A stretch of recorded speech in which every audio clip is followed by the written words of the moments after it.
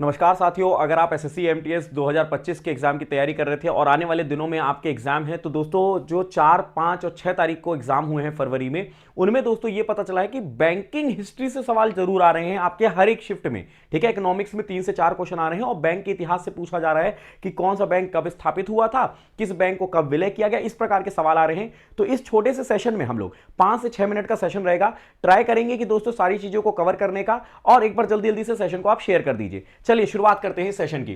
तो सबसे पहले दोस्तों अगर मैं बात करता हूं कि यहां पे भारतीय रिजर्व बैंक की, ठीक है, रिजर्व बैंक ऑफ इंडिया। तो रिजर्व बैंक ऑफ इंडिया को कब स्थापित किया गया था? 1 अप्रैल 1935, 1 अप्रैल 1935 को। इसका मुख्यालय कहां पे, हेडक्वार्टर मुंबई में है। इसके पहले गवर्नर कौन थे? सर ऑस्बॉर्न स्मिथ थे। ठीक है, पहले भारतीय गवर्नर कौन थे? फर्स्ट इंडियन गवर्नर, तो आप कहेंगे सीडी देशमुख थे।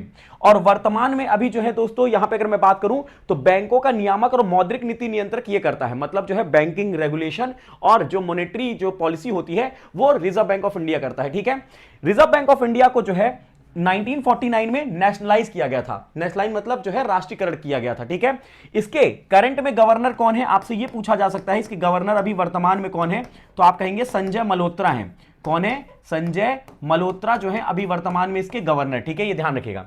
नेक्स्ट बढ़ते हैं कि दोस्तों मेन फंक्शन क्या होता है आरबीआई का। तो आरबीआई दोस्तों मुद्रा जारी करता है, ये इशू करता है करेंसी को। दूसरा इसका काम होता है सरकार का बैंक, मतलब जो है बैंकर्स ऑफ गवर्नमेंट, क्योंकि जो है गवर्नमेंट को पैसा ही प्रोवाइड करेगा, तो बैंकर्स टू गवर्नमेंट कहते हैं। बैंकों का बैंक, जो इसको कहा जाता है बैंकर्स बैंक। क्यों? क्योंकि ये बैंकों को भी जो है पैसे देता है ना, तो इसलिए बैंकर्स बैंक कहते हैं। जैसे आपको पैसे जो है कमर्शियल बैंक देंगी, कमर्शियल बैंक को ये देते हैं। ठीक है, इसके अलावा विदेशी मुद्रा का संरक्षक भी कहा जाता है, मतलब इसको कहा जाता है कस्टोडियन टू दी फॉरेन जो है एक्सचेंज।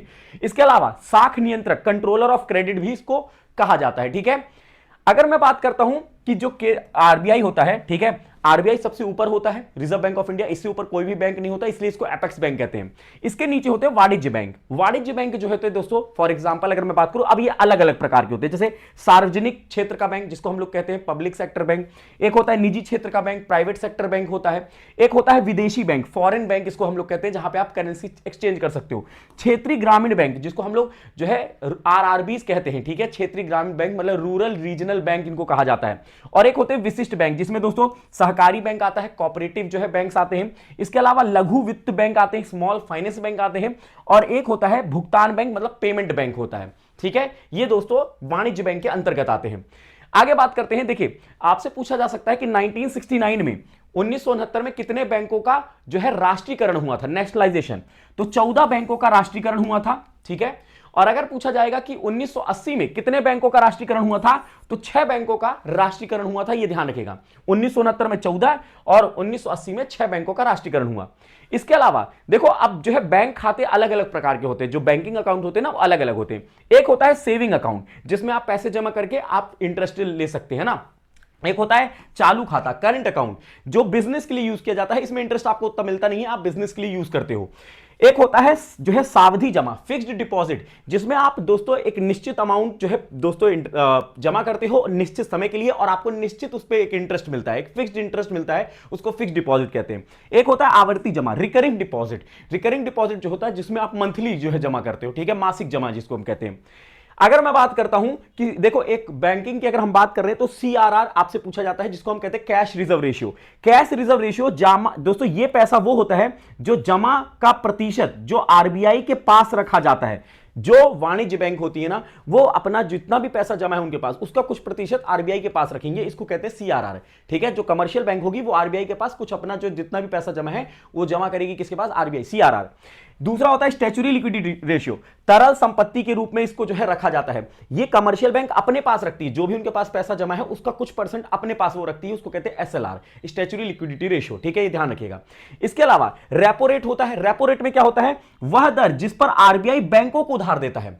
मान लीजिए दोस्तों कमर्शियल बैंक है, वाणिज्य बैंक है, उसको आरबीआई से पैसे लेना है, तो जिस दर पे वो देगा उधार उसको कहेंगे रेपो रेट। और यही इसका उल्टा हो जाता है, वह दर जिस पर आरबीआई बैंकों से उधार लेता है। अब मान लो आरबीआई ने किस बैंक से उधार लिया, अब बैंक जो है वाणिज्य बैंक वो क्या करेगा? उस पर कुछ इंटरेस्ट लगाएगा, तो उसको हम लोग क्या कहेंगे? रिवर्स रेपो रेट कहेंगे। ठीक है, चलिए नेक्स्ट बढ़ते हैं इसी के साथ। यह है दोस्तों चेक। चेक में दोस्तों आप लोगों ने देखा होगा आईएफएससी। तो आईएफएससी आपसे पूछा जा सकता है क्या होता है, तो आईएफएससी का मतलब होता है इंडियन फाइनेंशियल सिस्टम कोड। क्या होता है ये, आपसे क्वेश्चन जो है यहां पे फुल फॉर्म पूछा जा सकता है, इंडियन फाइनेंशियल सिस्टम कोड होता है, ये आपको ध्यान रख लेना है, ठीक है, सिस्टम कोड, ठीक है। ये आप लोग को बैंक में जब आप बैंक खाता खुलवाते हो तो वहां पे जो पासबुक मिलता है उसमें लिखा होता है आपका आईएफएससी कोड, अकाउंट नंबर और आईएफएससी कोड मिला होता है, ठीक है, ये ध्यान रखिएगा। एनपीए का मतलब क्या होता है, नॉन परफॉर्मिंग एसेट, ठीक है, अगर आपसे बोला गया एनपीए, एनपीए मतलब है नॉन परफॉर्मिंग एसेट, ठीक है।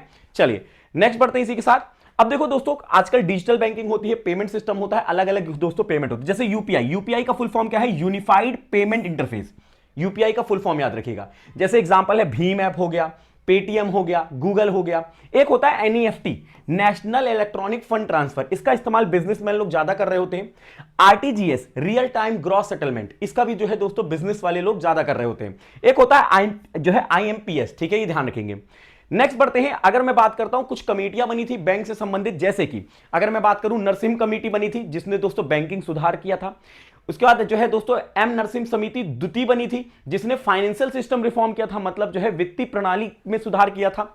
एक उर्जित पटेल समिति बनी थी जिसने मॉनेटरी पॉलिसी फ्रेमवर्क लेकर आया था, मतलब मौद्रिक नीति ढांचा लेकर आया था, ठीक है।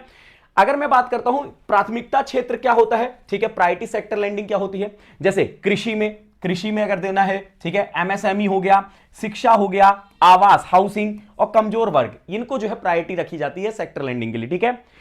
अगर मैं बात करूं जैसे पूंजी बाजार के लिए दोस्तों सेबी होता है, security and exchange board of India. जैसे कृषि और ग्रामीण विकास के लिए, मतलब जो है दोस्तों यहां पे एग्रीकल्चर और रूरल डेवलपमेंट के लिए नाबार्ड है, नाबार्ड। जैसे लघु उद्योग मतलब होता है स्मॉल इंडस्ट्रीज के डेवलपमेंट के लिए, वो है सिडबी। और जो निर्यात आयात के लिए होता है, इंपोर्ट एक्सपोर्ट के लिए होता है, उसको हम कहते हैं एक्जिम बैंक, ठीक है, क्या कहते हैं, एक्जिम बैंक कहते हैं, ठीक है। आगे बात करते हैं, या ये मैंने आप लोग को एक समरी लिखी है, यहां से आप लोग देख सकते हो। अगर पूछा जाए आईएफएससी कोड कितने अंक का होता है, तो 11 अंक का आईएफएससी कोड होता है, ये ध्यान रखिएगा। अब दोस्तों हम लोग कुछ यहां पे मर्जर देख लेते हैं, मर्जर मतलब कुछ बैंकों का विलय जो हुआ उसके बारे में जान लेते हैं, और बैंक की स्थापना कब हुई वो देख लेते हैं। तो देखिए भारतीय बैंक की अगर मैं इतिहास की बात करता हूं, एक सार्वजनिक क्षेत्र का बैंक होता है, ठीक है, सार्वजनिक क्षेत्र मतलब पब्लिक बैंक, एक निजी क्षेत्र जिसको हमने प्राइवेट बैंक कहा, एक जो है स्मॉल जो है इंडस्ट्रियल बैंक होता है, और एक होता है विशेष जो है केस स्टडी होती है, ठीक है।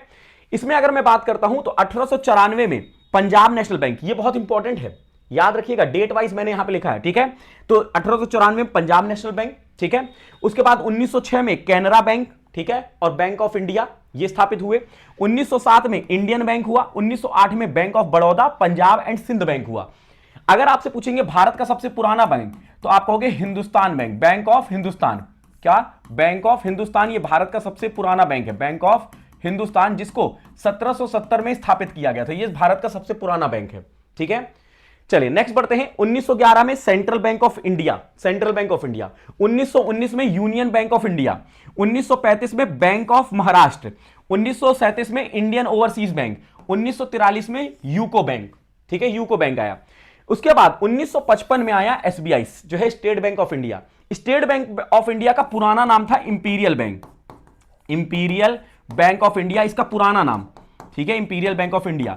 इंपीरियल बैंक ऑफ इंडिया 1921 में बनाया गया था 3 बैंकों को मर्ज करके, ठीक है, बैंक ऑफ बॉम्बे, ध्यान सुनिएगा, bank of Bombay, bank of Madras और बैंक ऑफ कोलकाता, इन बैंकों को मर्ज करके, ठीक है। कोलकाता कब स्थापित हुआ था, इसको कब स्थापित किया गया था, 1806 में, ठीक है। बॉम्बे को 1840 में स्थापित किया गया था और बैंक ऑफ मद्रास को 1843 में। इन तीनों बैंकों का विलय किया गया 1921 में और इंपीरियल बैंक बनाया गया, और वही बैंक बाद में एसबीआई बना 1955 में, ठीक है। अब देखो अगर मैं बात करता हूं निजी क्षेत्र के जो उदारीकरण लहर है 1990 के दशक में आपको देखने को मिलते हैं, जैसे 1993 में एक्सिस बैंक आया, 1994 में एचडीएफसी बैंक आया, 1994 में ही जो है आईसीआईसीआई बैंक आया, और 1994 में जो है दोस्तों इंडस बैंक आया, ठीक है। ये क्या है, ये दोस्तों निजी क्षेत्र प्राइवेट बैंक है ये। इसके बाद अगर हम बात करते हैं, अगर आप देखोगे यहां पे जो है इसी तरीके से 2018 में आईडीएफसी फर्स्ट बैंक, 2004 में यस बैंक, 2003 में कोटक जो है कोटक महिंद्रा बैंक, 2000 देखो स्मॉल फाइनेंस बैंक, अब स्मॉल फाइनेंस बैंक जैसे 2016 में आया इक्विटास स्मॉल फाइनेंस बैंक, 2017 में आया एयू स्मॉल बैंक, ठीक है, 2017 में आया क्या, पेटीएम पेमेंट बैंक, और 2018 में आया इंडिया पोस्ट पेमेंट बैंक, ठीक है। अब देखो एसबीआई में क्या क्या मर्ज हुआ, तो मैंने आपको कहा कि स्टेट जो है bank of Saurashtra, state bank of Indore, तो स्टेट बैंक ऑफ सौराष्ट्र कब मर्ज हुआ, 2008 में एसबीआई में आके जुड़ गया, ठीक है। स्टेट बैंक ऑफ इंदौर कब जुड़ा? ये 2010 में जुड़ गया एसबीआई में, ठीक है। उसके बाद बहुत सारे बैंक एसबीआई में जोड़े गए, जैसे कि state bank of Bikaner Jaipur, state bank of Hyderabad, state bank of Mysore. यह सवाल पूछा गया था, state bank of Mysore SBI में कब मर्ज हुआ? 2017 में। कब हुआ? 2017 में, ठीक है। State bank of Patiala, state bank of Travancore, state bank of जो है भारतीय महिला बैंक, ठीक है। ये सारे एसबीआई में मर्ज हुए कब? 2017 को, ठीक है। ये सारे बैंक। आपसे मैसूर पूछा गया था कि स्टेट ऑफ मैसूर कब ऐड हुआ, ठीक है, ये ध्यान रखिएगा। इसके बाद बात करें, मैंने आप लोग को कुछ एग्जांपल दे रखे हैं, पब्लिक बैंक, प्राइवेट बैंक और जो है यहां पे स्मॉल पेमेंट बैंक। ये आप एक बार देख लोगे, कोई बड़ी बात नहीं है, इसको एक बार गो थ्रू हो जाइएगा। तो ये था दोस्तों एक छोटा सेशन। उम्मीद करता हूं ये सेशन आप सबके लिए यूजफुल रहेगा। और अगर आप जो है दोस्तों फर्दर एग्जाम की तैयारी कर रहे हैं तो आप हमारे साथ सुपर पास लाइव पे जुड़ सकते हो। इसी वीडियो के नीचे लिंक दिया गया है, कूपन कोड आप गौरव एम इस्तेमाल करिएगा और जुड़ जाइएगा। वहां पर आप लोग के जो है 2026 के एग्जाम्स की तैयारियां शुरू हो चुकी हैं। चलिए मिलते हैं अगले सेशन में, तब तक के लिए रखिएगा अपना ख्याल। बाय बाय, टेक केयर, जय हिंद, जय भारत।